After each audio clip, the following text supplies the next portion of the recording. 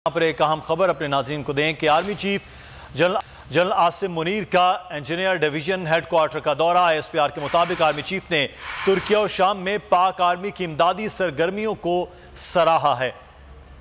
Deputy bureau chief Islamabad Ali शेर इस वक्त हमारे साथ मौजूद हैं। जी अली शेर, आगाह कीजिएगा इस हवाले से।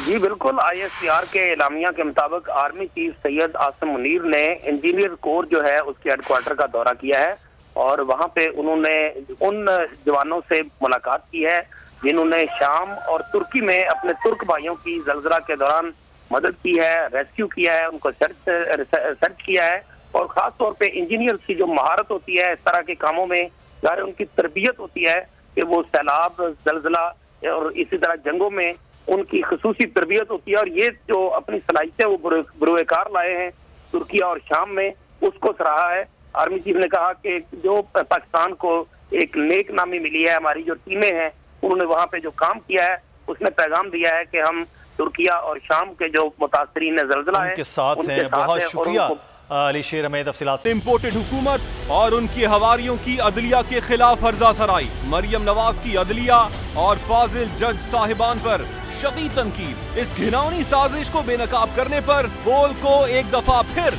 नशरियात की बंदिश का सामना करना पड़ रहा है। बोल अदलिया की इज्जत के लिए खड़ा है और खड़ा रहेगा। सब्सक्राइब करें और बेल दबाएं ताकि कोई खबर रह न जाए।